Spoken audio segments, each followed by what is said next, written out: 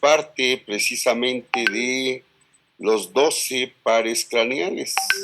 Muy importante para el odontólogo, ya que, bueno, pues la mayoría del uso que le damos en la odontología, pues debemos de reconocer precisamente la función de este quinto par. ¿Sí? Entonces vamos a compartirla. ¿Se alcanza a ver ahí? Sí, perfecto. Bien. Bien, pues vamos a empezar a hablar sobre generalidades de este quinto par. Sabemos que este trigémino, como su nombre lo dice, está formado por 3 ramas. La primera de ellas se llama rama oftálmica, la segunda es la rama maxilar y la tercera es la rama mandibular. ¿Sí? De aquí adquiere el nombre de trigémino, que son 3 ramos. Este trigémino de alguna manera va a tener un centro integrador, podríamos decir que periférico, y se refiere al ganglio de Gasser. Este ganglio de Gasser es muy importante entender que se encuentra dentro del cráneo, en una porción del temporal llamada porción petrosa. Sí, de hecho está en la cara antero superior de la porción petrosa del temporal, que es precisamente todo esto es la cara, y en esta parte de su cara antero superior encontramos al ganglio de Gasser. Esto se los comento porque pues algunos libros, de hecho algunos colegas pues dicen poder anestesiar el ganglio de Gasser. Para mí es imposible esta acción, ya que el ganglio de Gasser está dentro del cráneo, no está fuera, está dentro del cráneo. Entonces, desde mi punto de vista sería pues, casi imposible anestesiar este ganglio de Gasser. Y de aquí podemos ver nosotros cómo se forman los 3 ramos. ¿Sí? De este ganglio de Gasser vemos los 3 ramos. El ramo oftálmico que vemos aquí en rojo, ¿sí? El ramo maxilar que vemos aquí en turquesa y el ramo mandibular que vemos aquí en azul. Sabemos que la rama oftálmica va a pasar por una estructura ósea llamada hendidura esfenoidal, ¿sí? Que se encuentra entre el ala menor y el ala mayor del esfenoides. Por ahí pasa. La rama maxilar va a pasar, va a pasar por el agujero redondo mayor, por el agujero redondo mayor. Y la rama mandibular va a pasar por el agujero oval. Ha habido demasiada controversia en el sentido de que la mayoría de los libros de anatomía, la mayoría de los libros en el cual nos apoyamos en odontología, dicen que los 3 ramos salen del cráneo. Sí, dicen que la rama oftálmica sale por la hendidura esfenoidal, que la rama maxilar sale por el agujero redondo mayor y que la rama mandibular sale por el agujero oval. Realmente el único autor que considero que tiene razón es Wilson. Wilson, en su libro de nervios craneales, dice que la rama oftálmica es sensitiva, es aferente. Entonces, que no puede salir, entra, lleva información al sistema nervioso central. Entonces, no podría de alguna manera salir. ¿Sí? Entra con información sensitiva.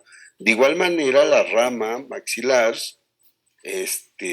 pues menciona que entra por el agujero redondo mayor, ya que es sensitivo, lleva información de la periferia, ¿sí? Hacia el cerebro.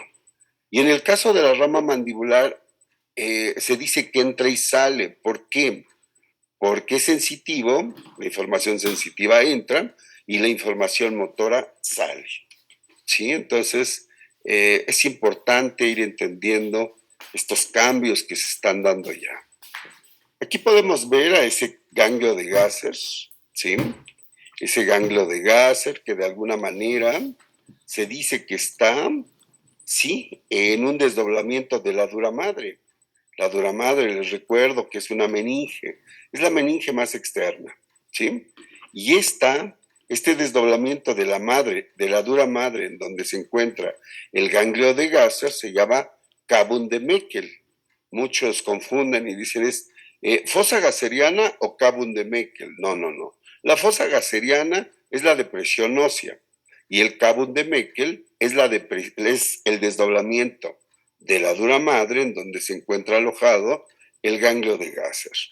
Otro detalle importante, fíjense bien, aquí nosotros podemos ver cómo hay un ramo grueso y un ramo delgado que están llegando al ganglio de Gasser. Este ramo grueso corresponde precisamente, ¿sí?, a la parte sensitiva. Esta parte sensitiva que va a ir en dirección hacia el tallo cerebral, hacia el puente, ¿sí? Y aquí vemos una rama delgada, esta rama delgada que es la motora y que se va a continuar con lo que sería, sí, la rama mandibular.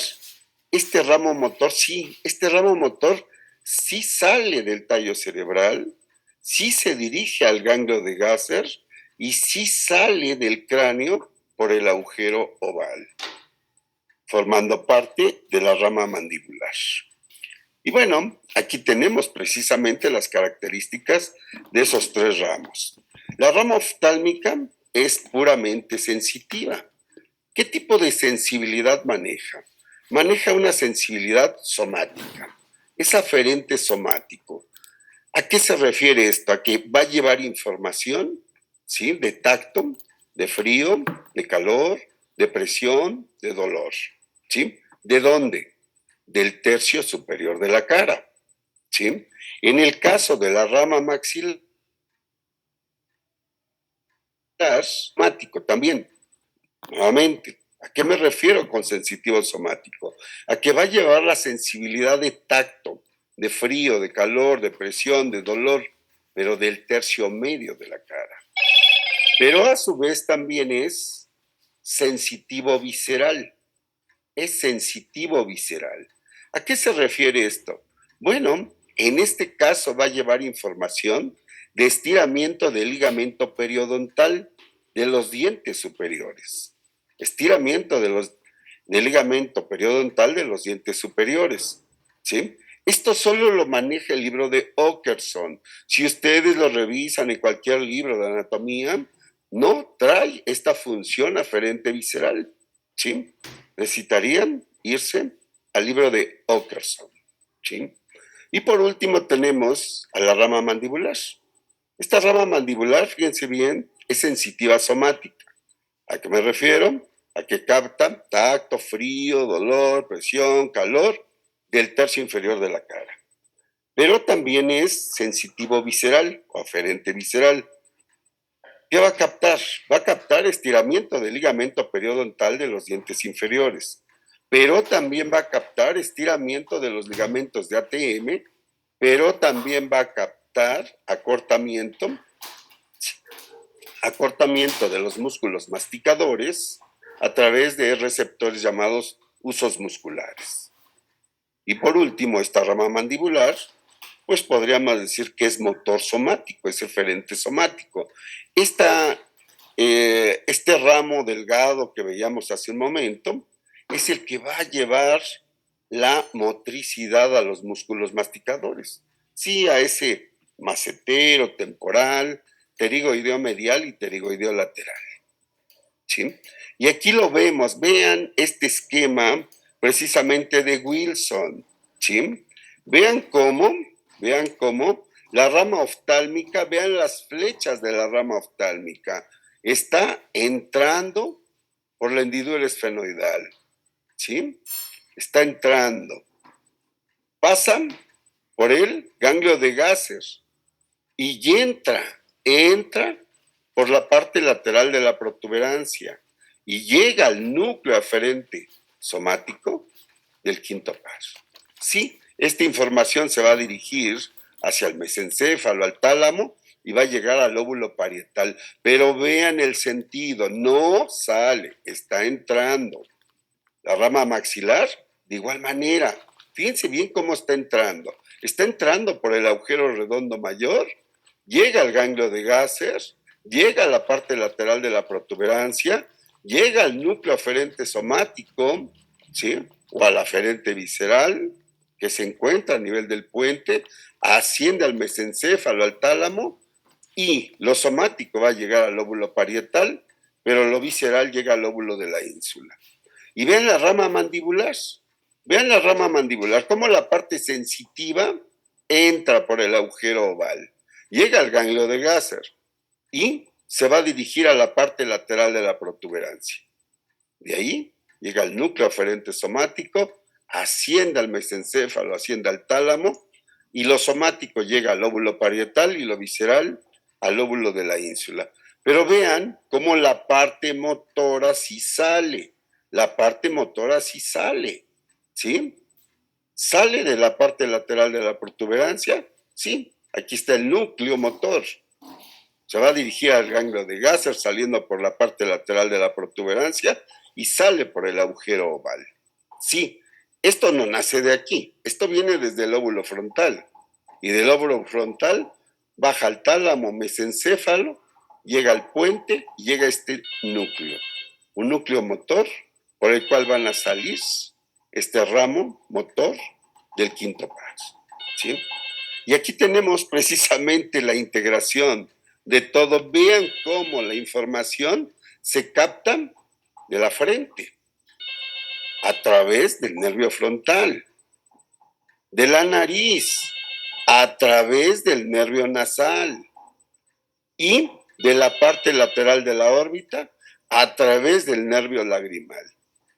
Esos tres nervios se unen dentro de la órbita para formar el ramo oftálmico,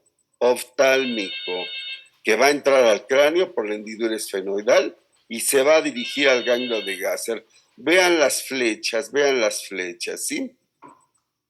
Entran, no salen.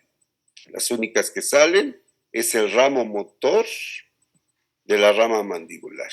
Y aquí vemos en el caso de la rama maxilar, todos los nervios que van recogiendo esa información somática o visceral y se van a unir a nivel de la fosa pterigomaxilar.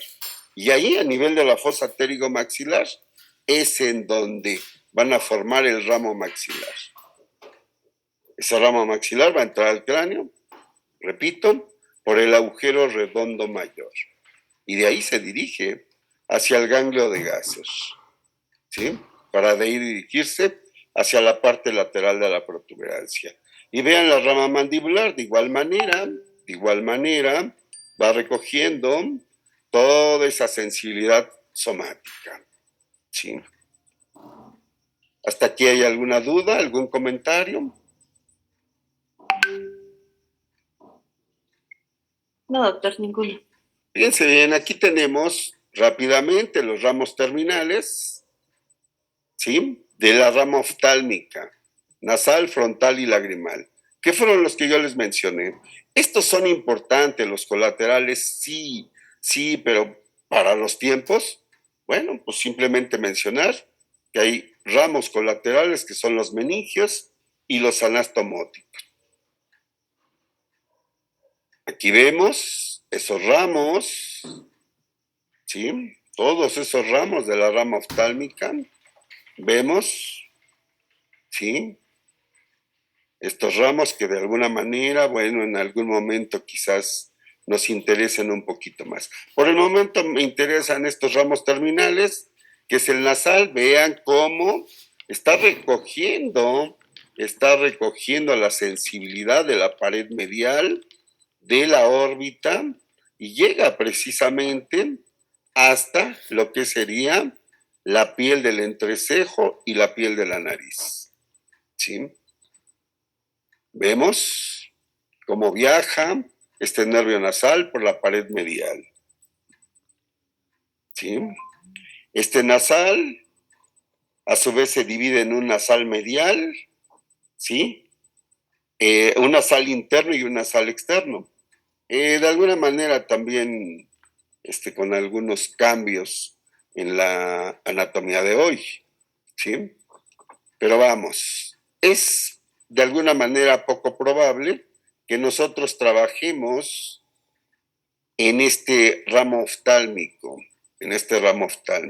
Es importante conocerlo porque en la clínica se nos pueden presentar neuralgias del trigémino de la rama oftálmica, ¿sí? Simplemente al paciente puede tener sensibilidad aumentada, un dolor, un dolor exacerbado a nivel de la frente y sería el nervio frontal o a nivel del entrecejo de la nariz y podría ser una afectación del nervio nasal o en la pared lateral podría ser una afectación del ramo lagrimal, ¿sí? Es más que nada. Finalmente nos vamos a trabajar con la anestesia en estas zonas. Aquí tenemos, ¿sí? El nervio frontal, vean cómo se distribuye en la piel de la frente. En la piel de la frente hay un frontal medial, un frontal lateral, mal llamados como frontal interno y externo, ¿sí? Realmente los dos están fuera de la cavidad orbitaria, solo que los libros de anatomía confunden lo medial con interno y lo lateral con externo, ¿sí? Y prácticamente son todos los libros los que lo confunden. Miren, un frontal interno, ¿sí? Prácticamente está fuera de la cavidad orbitaria. Se le llama frontal interno, debe de ser llamado frontal medial, porque está hacia la línea media. Y el frontal externo, pues está fuera, pero en relación al frontal medial, pues es frontal lateral, ¿sí? El otro ramo terminal es el lagrimal, y yo les decía que viaja por la pared lateral de la órbita, Aquí tenemos ese nervio lagrimal, ¿sí? No va a estimular a la glándula lagrimal. Les repito, este nervio es sensitivo, sí, le da sensibilidad a la glándula lagrimal. ¿Quién estimula la glándula lagrimal para que secrete lágrimas? Es el séptimo. El séptimo par craneal es el facial y él es el que inerva de forma motora a la glándula lagrimal, ¿sí? El nervio lagrimal solo le da sensibilidad a esa glándula, ¿sí? Ahí está, es el lagrimal. También se habla de un lagrimal interno y un lagrimal externo, cuando, bueno, pues este lagrimal interno también sale, entonces, bueno, sería medial uno y lateral el otro, ¿sí? Este ramo oftálmico tiene una estación de relevo en donde tenemos neuronas, en donde pasan también estos estímulos, y esta estación de relevo se llama ganglio oftálmico.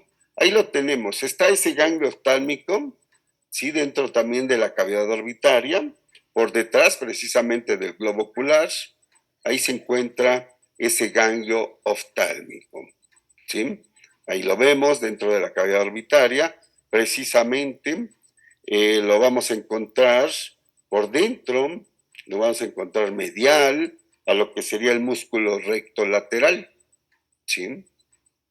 Vemos nuevamente otra imagen del ganglio. Y vemos aquí lo que ya les había comentado. Vean cómo la sensibilidad entra, entra, entra. Se juntan los tres dentro de la cavidad orbitaria y forman la rama oftálmica para llevar la información al ganglio de Gasser y de ahí a la parte lateral de la protuberancia y de ahí al núcleo aferente somático del quinto par, para de ahí llevar la información somática al mesencéfalo, al tálamo y al lóbulo parietal, ¿sí? Vemos las flechas como nos indican que todo entra, pero bueno, los libros nos manejan que sale. ¿sí? Y aquí lo vemos completo, como se los había platicado. Vean cómo entra, llega al ganglio de Gasser, a la parte lateral de la protuberancia, y vean cómo se dirige al mesencéfalo, al tálamo, y está llegando al lóbulo parietal. Está llegando al lóbulo parietal. Bien, ¿alguna duda de la rama maxilar? Su aplicación clínica, bueno, pues sería más que nada en lo que sería el diagnóstico para una neuralgia del trigémino, en la cual puede estar afectada, ¿sí? Lo que sería esta rama oftálmica, ¿sí? En relación a la anestesia, sí se anestesia este nervio, pero bueno, no es nuestro campo, ¿sí? Este campo sería para el médico, este campo sería para el oftalmólogo, ¿sí? Y la segunda rama sería la rama maxilar. Yo les había dicho que era sensitivo somático y sensitivo visceral, ¿sí? Fíjense bien, este ramo maxilar se van a unir todos sus nervios que lo componen en una zona llamada fosa pterigomaxilar. Ahí se van a reunir, ¿sí? Para formar de ahí al ramo maxilar, ¿sí? ¿Dónde está esta fosa pterigomaxilar? Los ubico, miren, este es el maxilar, esta es la tuberosidad del maxilar, esta es la apófisis pterigoides, esta es la apófisis pterigoides, y aquí, entre la apófisis pterigoides y la tuberosidad del maxilar, aquí se encuentra la fosa. Aquí es donde van a llegar todos los nervios que van a formar parte de ese ramo maxilar. Aquí en esta fosa pterigomaxilar, ¿sí? Y de aquí es precisamente que va a entrar al cráneo por el agujero redondo mayor, ¿sí? Y fíjense bien, aquí estamos precisamente con algunos de esos nervios que van a formar parte de este ramo maxilar. Veo aquí uno muy sencillo, fíjense bien, que recoge la sensibilidad, ¿sí? De 18-28, 17-27 y 16-26. ¿Saben a qué me refiero, verdad? Tercero, segundo y primer molar superior, ¿sí? Este nervio, fíjense bien, va a haber uno para el 18-28, va a haber otro para el 17-27, va a haber otro para el 16-26, y cada uno de ellos, por ejemplo, para el 16-26 va a tener a su vez 3 ramitos. Un ramo dentario, que es el que va a recoger información de la pulpa. Un ramo gingival que va a recoger la información sensitiva de la encía vestibular.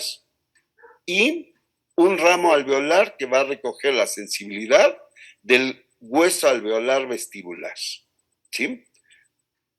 Esos 3, dentario, gingival y alveolar, se juntan para formar el nervio de cada uno de esos dientes, pero a su vez esos 3 se van a juntar para formar al nervio dentario posterior,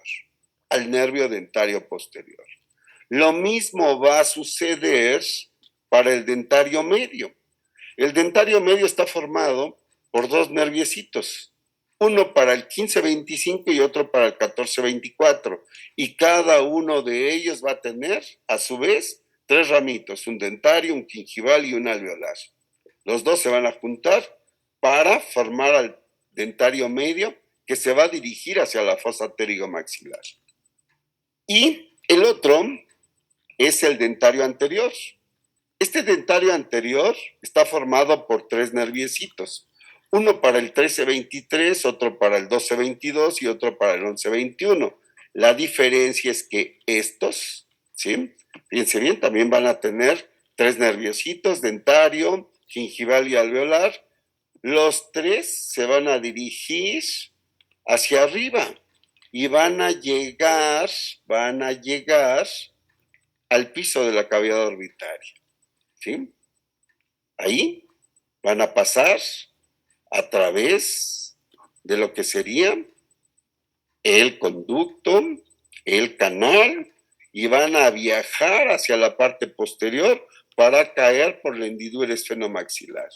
Lo mismo hizo el dentario medio, pero lo hace más hacia atrás. Por eso es de que dentro de la cavidad orbitaria en el piso, yo tengo aquí al dentario anterior y al dentario medio. Y los dos se van a unir con el dentario posterior y con todos los demás para formar al ramo maxilar. Tengo otros 3 ramitos aquí, fíjense bien, que sería el nervio nasal, ¿sí? El nervio nasal, el nervio, el nervio nasal, el nervio palpebral y el nervio labial.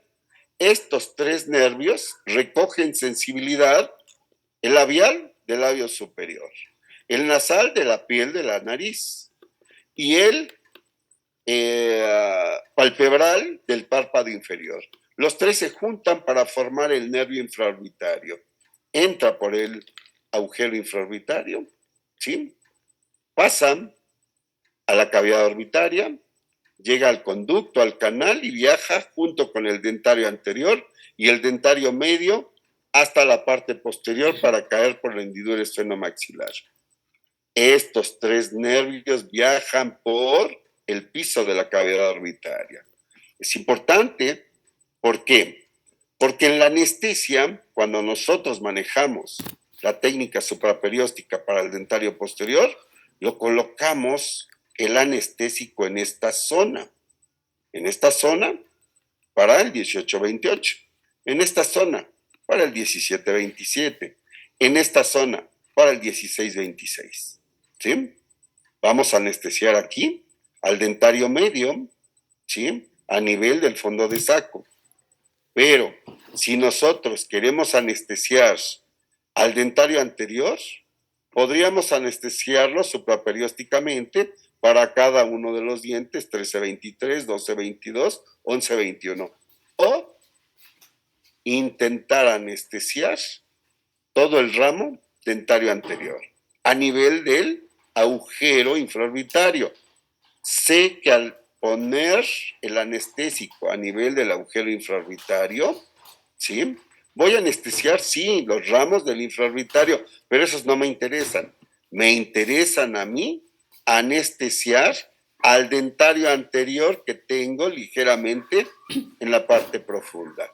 Es importante recordarles que por este agujero aparte, por este agujero infraorbitario, aparte del nervio infraorbitario, también entra, ¿sí?, una vena infraorbitaria y sale, ¿sí?, una arteria infraorbitaria. Por lo tanto, no hay espacio para meter la aguja en este agujero. En la técnica infraorbitaria no se mete la aguja en el agujero, se deposita el anestésico cerca del agujero. Si nosotros metemos la aguja en el agujero, vamos a desgarrar el nervio. Si yo desgarro el nervio, estaré afectando su epineuro, su perineuro y su endoneuro. Y voy a causar una neuritis que se puede convertir de alguna manera en una neuralgia. Hay que tener mucho cuidado y esa sería parte de la importancia clínica en este momento, ¿sí? Muchas de las veces las iatrogenias que nosotros provocamos a este trigémino se convierten en neuritis y estas en neuralgias, ¿sí? Vemos aquí los ramos de la rama maxilar. Hay ramos terminales y es el suborbitario, ya les platiqué de él, ¿sí? De los colaterales tenemos meningios dentro, orbitarios, esfenopalatinos, dentario posterior, dentario medio y dentario anterior, que son de los más importantes. Estas son imágenes de los meningios. De alguna manera considero que para los tiempos que tenemos, de relativa poca importancia. Tenemos ramos orbitarios que también van hacia la cavidad orbitaria, ¿sí? Vemos ahí que están saliendo por la hendidura esfenomaxilar, ¿sí? Y vemos aquí ese ramo orbitario, dando esos ramos lagrimopalpebrales, y el nervio esfenopalatino, muy importante, muy importante. Fíjense bien, Este nervio esfenopalatino está formado por el nervio orbitario, por nasales superiores, nasopalatinos, pterigopalatinos, palatino anterior, y palatino medio y palatino posterior. Fíjense bien nada más, fíjense, ¿sí? Nosotros tenemos aquí uno de los más importantes, que sería el nasopalatino. El nasopalatino. Este nervio nasopalatino va a pasar a través del agujero nasopalatino, ¿sí? Ese agujero que encontramos posterior y medial al 11 y 21. Ahí hay un agujero por el cual pasa el nervio nasopalatino. Este nervio nasopalatino le va a dar sensibilidad somática. Aquí lo vemos, miren, le va a dar sensibilidad somática a la encía y al hueso alveolar desde el 13, 12, 11, 10, 21, 22 y 23. Aquí le va a dar sensibilidad, pero solo a la encía y al hueso alveolar, palatinos, solo a la encía y al hueso alveolar palatinos. Por eso, cuando yo voy a trabajar operatoria, no es necesario anestesiar la parte palatina, a menos de que vaya yo a poner grapa, que creo que es fundamental. La grapa podría lastimarme ahí la encía y de alguna manera podría doler al paciente. Pero si yo voy a trabajar algún procedimiento periodontal, algún procedimiento quirúrgico, es necesario que yo lo anestesie. Nos enseñan a anestesiar a este nervio nasopalatino colocando la aguja cercana al agujero nasopalatino. ¿Sí? Nuevamente, no debo meter la aguja al agujero. ¿Por qué? Porque en el agujero está pasando el nervio, está pasando la arteria, está pasando la vena. No cabe nada más. Una aguja no cabe. Nosotros la metemos a fuerza, sí, vamos a lesionar la arteria, vamos a lesionar la vena y vamos a lesionar al nervio, causando una inflamación de ese nervio, sí, que sería una neuritis convertida en una neuralgia. Vemos aquí al nervio palatino medio, que le va a dar sensibilidad, ¿sí?, a la encía y al hueso alveolar a nivel de premolares. Es el palatino anterior, es el palatino anterior el que le va a dar sensibilidad a la encía y al hueso alveolar, ¿sí?, palatinos a nivel de premolares. Después tendríamos el palatino medio, que le va a dar sensibilidad a la encía y al hueso alveolar palatinos de 16, 26 y 17, 27, que es primero y segundo molar. Y por último tengo al palatino posterior, que le va a dar sensibilidad a la encía y al hueso alveolar de palatinos de 18, 28, pero también del paladar blando. Por eso, cuando yo anestesio este nervio palatino posterior, mi paciente siente el paladar también anestesiado. Esto lleva a angustiar a mi paciente. ¿Por qué? Porque dices que siento que no puedo respirar. Es que cuando respiramos, este palatino posterior lleva la información de que el aire está pasando. Si yo lo tengo anestesiado, pues simplemente no voy a sentir que el aire pasa y mi idea es que no estoy respirando. ¿Sí?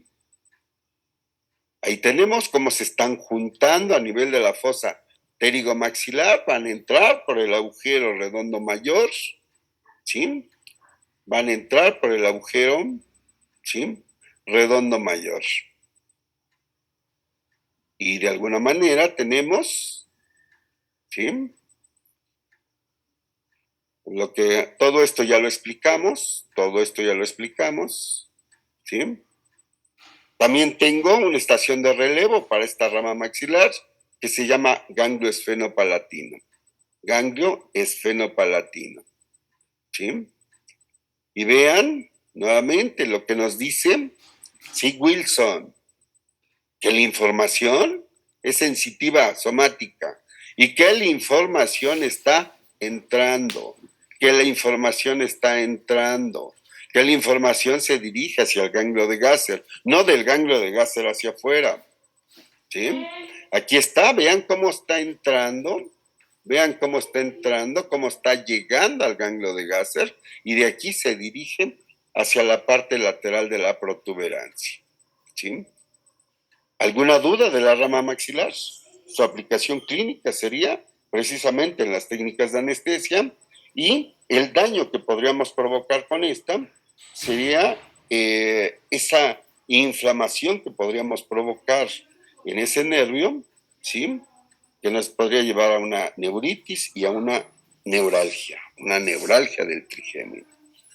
Y tenemos por último a esta rama mandibular. Ya habíamos dicho que tiene un componente somático, visceral y motor somático, ¿sí? Ya habíamos dicho también que lo somático era información de tacto, frío, calor, presión, dolor, ¿sí? Pero en este caso va a ser del tercio inferior de la cara. También esta rama mandibular tiene ramos colaterales. Es el ramo meningio, ¿sí? Tiene ramos terminales. Los ramos terminales es un tronco anterior y un tronco posterior. Así es como lo clasifican los libros, ¿sí? En el caso de los colaterales, bueno, pues está dentro del cráneo y sería el meningio. Ahí hay una historia que generalmente digo, que mientras en la rama oftálmica y en la rama maxilar el meningio se desprende antes de salir del cráneo, en el caso de la rama mandibular se desprende después de que sale del cráneo. ¿Sí? Entonces, ese sale y ese sí tiene que volver a entrar. Y entra por el agujero redondo menor. Entra por el agujero redondo menor. Y fíjense bien cómo, ¿sí? En esta rama mandibular, el tronco anterior, que sería uno de los ramos terminales, está formado por 3 nervios. El tronco anterior de la rama mandibular está formado por 3 nervios. El témporo bucal, el temporal profundo medio y el témporo masseterino. ¿Sí? El témporo bucal tiene un ramo motor, que es la parte temporal profunda anterior, y tiene un ramo sensitivo, que es el nervio bucal. ¿Sí? En el caso del nervio temporal profundo medio, pues es solo motor. ¿Sí? Y en el caso del nervio temporomasseterino, es motor también. Una parte es el nervio temporal profundo posterior y la otra es el nervio masseterino. Y veámoslo aquí, fíjense bien. Tengo que el tronco anterior, el nervio temporobucal, tiene un ramo que sería el temporal profundo anterior. Fíjense bien a dónde se dirige este ramo temporal profundo anterior. Va a inervar de manera motora, al fascículo anterior del músculo temporal. Inerva al fascículo anterior del músculo temporal. ¿Sí? Por lo tanto, este nervio sí sale. Este nervio viene desde el lóbulo frontal.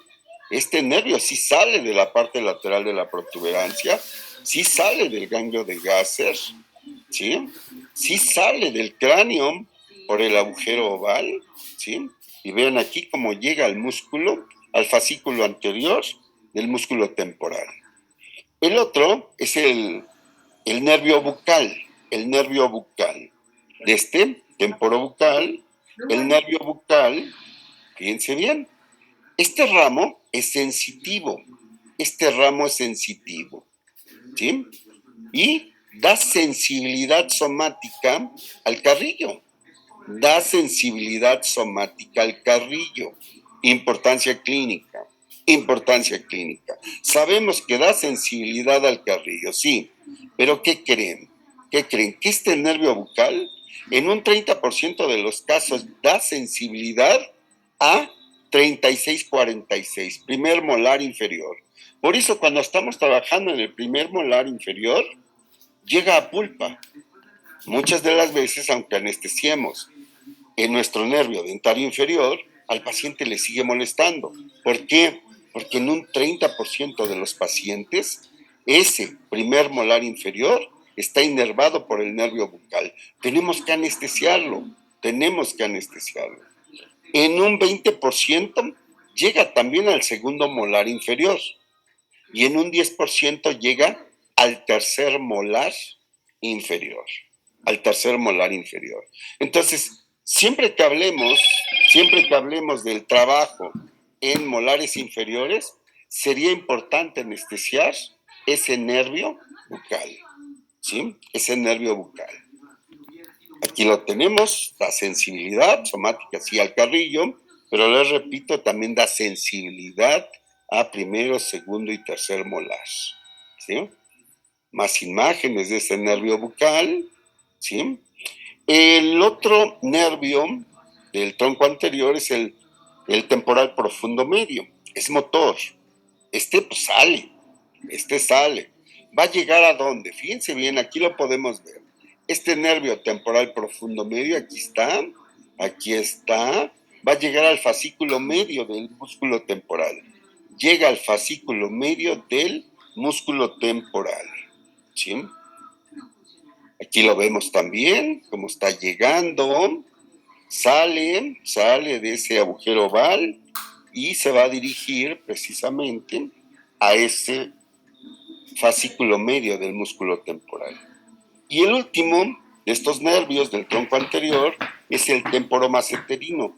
Yo les decía que los dos que lo conforman, que es el temporal profundo posterior y el maceterino, son motores. Veo primero al profundo posterior. Vean cómo este se va a dirigir al fascículo posterior del músculo temporal, al fascículo posterior del músculo temporal, dándole pues motricidad, ¿sí? Entonces, es complicada la inervación del músculo temporal. El músculo temporal estaría inervado de forma motora por el temporal profundo anterior, el temporal profundo medio y el temporal profundo posterior, ¿sí? Estos fascículos, de alguna manera, tendrían funciones diferentes, los tres, sí, de elevación, ¿sí? Pero en el caso del anterior, pues tiene funciones de protrusión y en el caso del posterior de retrusión, ¿sí? Ahí vemos al fascículo, ¿sí? Temporal profundo posterior, ¿sí? Y el otro, de este mismo nervio del temporomaceterino, es el nervio maceterino. Fíjense bien cómo este nervio maceterino, al salir, se va a dirigir hacia abajo y va a pasar por la escotadura sigmoidea y se va a adosar a la cara lateral o externa de la rama ascendente, pasando por la parte profunda del músculo macetero. Aquí lo podemos ver también. Vean cómo está pasando por la escotadura sigmoidea y viaja por la parte profunda del músculo macetero, dándole inervación a este, ¿sí? Aquí lo podemos ver también, cómo está descendiendo. Bien, en el tronco posterior, ¿se acuerdan que los ramos terminales eran un tronco anterior, un tronco posterior? En el caso del tronco posterior, fíjense bien que está formado por los siguientes nervios. Uno de ellos, así es su nombre de grande, su nombre es así de grande. El nervio se llama tronco común del pterigoideo interno, del periestafilino externo y el músculo del martillo. Así se llama el nervio. Tronco común para el pterigoideo interno, el periestafilino externo y para el músculo del martillo. Ese es su nervio. El segundo es el nervio auriculotemporal, ¿sí? De este tronco posterior. El aurículo temporal de este tronco posterior. Y el dentario inferior, que es el tercero, ¿sí? De este tronco posterior. Y el último de estos, ¿sí? Que forman al tronco posterior, es el nervio lingual. Es el nervio lingual. Aquí vemos primero a este nervio con este nombre sotote. Es motor, es motor. ¿A dónde va a llegar? Va a llegar al músculo pterigoideo interno, ¿sí? Va a llegar al músculo periestafilino externo y va a llegar al músculo del martillo. El pterigoideo interno, bueno, pues ya sabemos que de alguna manera se encuentra paralelo al macetero, ¿sí? El macetero está por fuera, el pterigoideo interno está por dentro. ¿Dónde está el periestafilino externo? Está en el paladar blando. Está en el paladar blando. ¿Y dónde está el músculo del martillo? Ese músculo del martillo está en el oído medio, ¿sí? Está en el oído medio y es precisamente el que va a actuar sobre el hueso llamado martillo, ¿sí? Y aquí vemos cómo este nervio se dirige hacia el oído medio, hacia el músculo del martillo. Se dirige al paladar blando, al periestafilino, ¿sí? Pero también se va a dirigir hacia el músculo pterigoideo interno, que también no estoy de acuerdo en su nombre, debe de llamarse pterigoideo medial, ¿sí?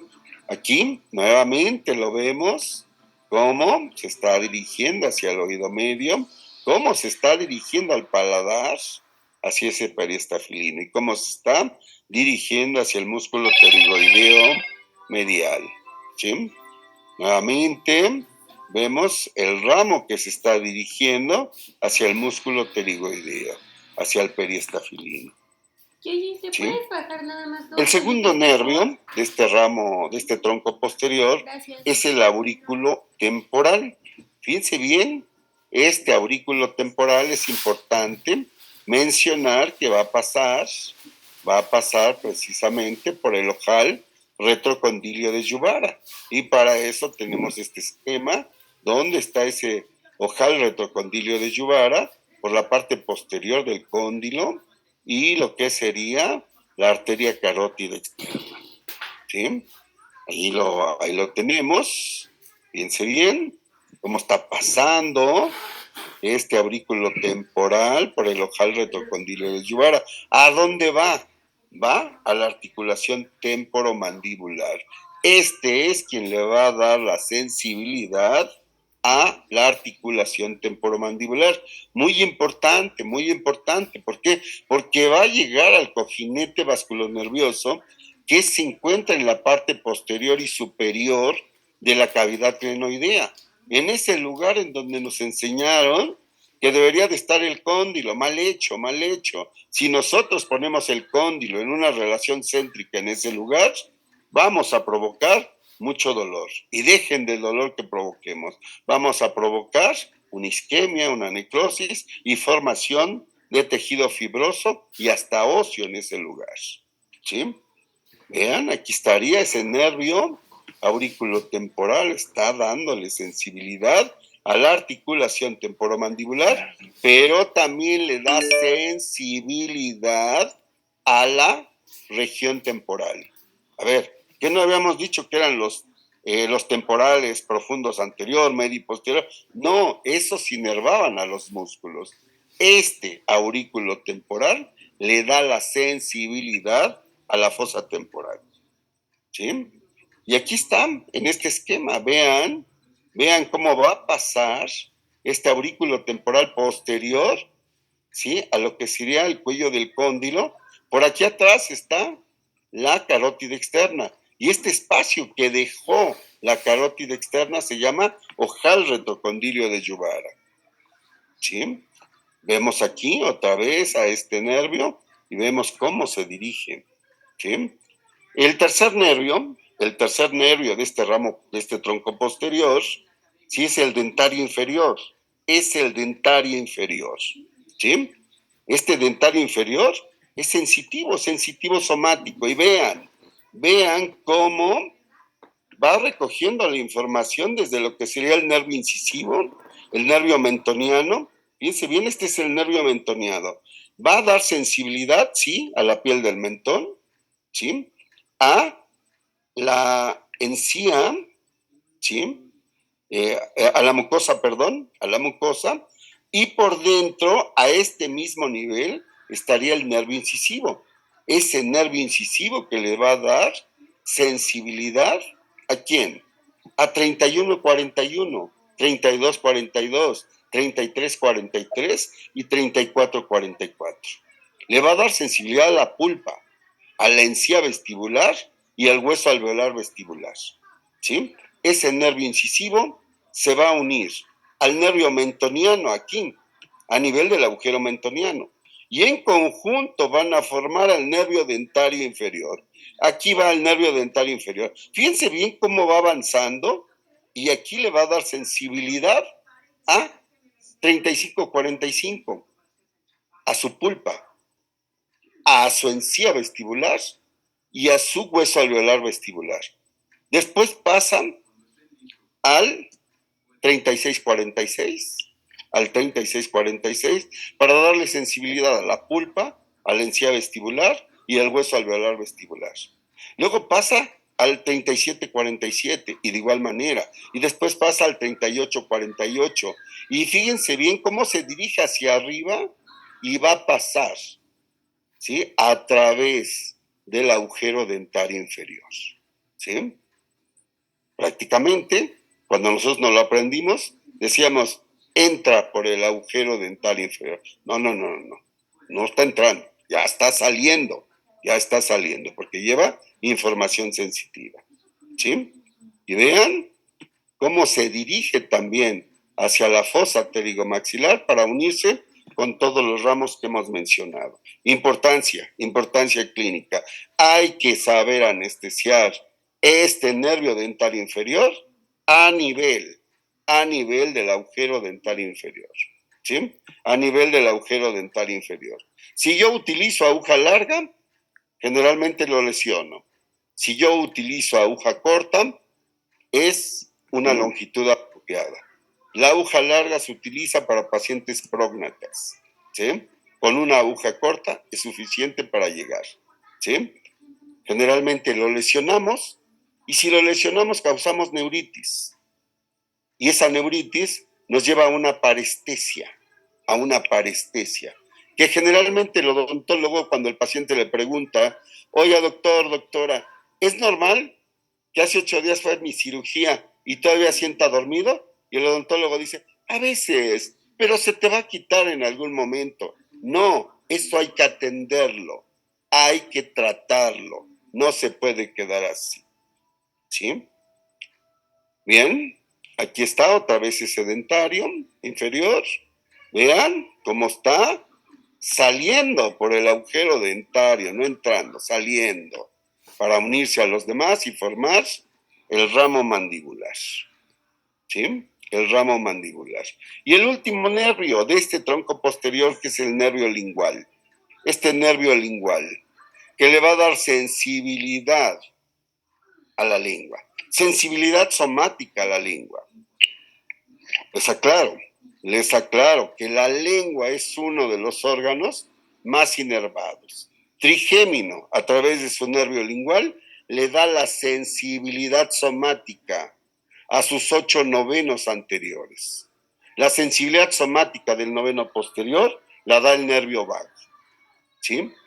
¿Quién le da la sensibilidad gustativa a los 2 tercios anteriores? El facial, séptimo par. ¿Quién le da la sensibilidad gustativa al tercio posterior?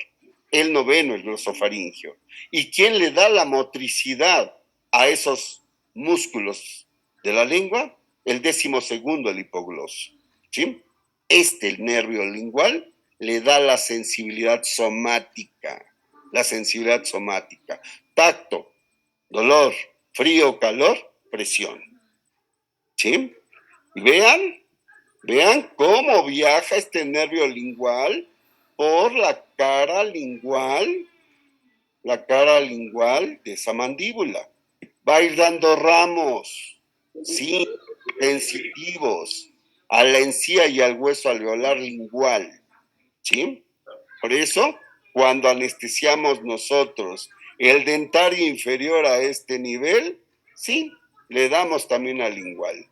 Y mi paciente dice, siento anestesiado el labio, siento anestesiada la mitad de la lengua, siento anestesiado, ¿sí?, en la encía, los dientes, sí, porque le di al dentario inferior y al lingual, ¿sí? Ahí está, vean cómo viaja, sí, por la cara lingual, pero también da ramos hacia la lengua. Repito, sensibilidad somática, tacto, frío, calor, presión, dolor. Y también este ramo tiene estación de relevo y es el ganglio óptico o submandibular. Ahí está, miren, ahí está ese ganglio, ¿sí? Son estaciones de relevo. Muchas de las veces cuando oímos decir que anestesian al ganglio de Gasser, pues quizás estén confundiendo con un ganglio óptico, con un ganglio esfenopalatino, ¿sí? Donde dijimos que estaba el ganglio de Gasser dentro de la cavidad craneana, ¿sí? Donde están precisamente el cerebro, ¿sí? Ahí está. La fisiología, vean cómo toda la parte sensitiva va entrando, lleva esa dirección, ¿sí? Sí, tiene una función motora. Ahí está, miren, vean cómo, ¿sí? Esta función motora sí está saliendo. Llega al macetero, llega al pterigoideo, llega al temporal. Sí, esa sí sale. ¿Sí? Ahí está, esa función motora. Y creo que es todo. ¿Alguna duda, comentario? ¿Alguna pregunta, muchachos? Yo, doctor, yo sí tengo una. Y dime. Entonces, al momento de que anestesiamos y que le llegamos a dar o que también anestesiamos el nervio lingual, ¿no es correcto? No, sí es correcto. Sí, sí, sí, sí.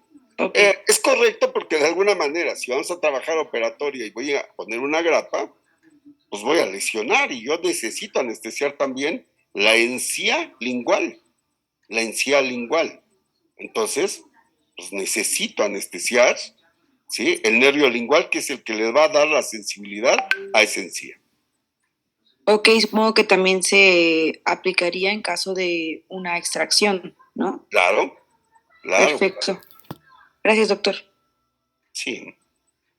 ¿Algo ¿Alguna más? otra pregunta para el doctor Gerardo? Tiene otra aquí en el chat. Dice, doctor, ¿por qué en algunas ocasiones es necesario reforzar la anestesia en el mentoniano? ¿Se debe a que la técnica del dentario inferior no fue correcta? En parte sí, pero yo lo decía. A ver, y aquí solo hablé del nervio bucal. Cuando nosotros anestesiamos el dentario inferior y vamos a trabajar en molares, tengo 3 de cada 10 pacientes que van a seguir sintiendo molestia. ¿Por qué? Porque esos molares también están anestesiados, están inervados por el nervio bucal. Esto quiere decir que yo tengo que anestesiar el nervio bucal. Y en dientes inferiores, en molares inferiores, también el tercer molar inferior está inervado en un 30% por el plexo cervical, Esto quiere decir que cuando yo trabajo con molares inferiores, tengo que anestesiar el dentario inferior para 7 de cada 10 pacientes. Tengo que anestesiar el nervio bucal para 3 de cada paciente y tengo que anestesiar el plexo cervical para esos 3 de cada 10 pacientes. Entonces, ese es el pequeño problema. Yo podría reforzar, sí, con el mentoniano, pero aquí tenemos otro problema con el mentoniano. El agujero mentoniano no ve hacia adelante. El nervio mentoniano ve hacia atrás. La técnica que nos han enseñado en las clínicas sobre cómo anestesiar el nervio mentoniano es tomando la aguja de adelante hacia atrás. Por eso, pues simplemente esa técnica mentoniana pues no nos funciona. La técnica mentoniana tenemos que hacerla de atrás hacia adelante. ¿Por qué? Porque el agujero mentoniano ve hacia atrás, no hacia adelante. ¿Sí? ¿Alguna otra pregunta, chicos? ¿Cuál es la rama del trigemino que está más comúnmente afectada por la neuralgia del trigémino? Pues es la rama maxilar y la rama mandibular, ¿sí? En menor caso la rama oftálmica, y de las dos, de la rama maxilar y de la rama mandibular, es la rama maxilar la más común. Ok, gracias, doctor. Sí. Pues ¿Ya no hay preguntas, muchachos? Creo que ¿No? ya no hay, doctora. Bueno, pues te agradecemos, Gerardo, el haber aceptado dar esta ponencia. fue yo creo que muy clara, muy importante para los muchachos, que desde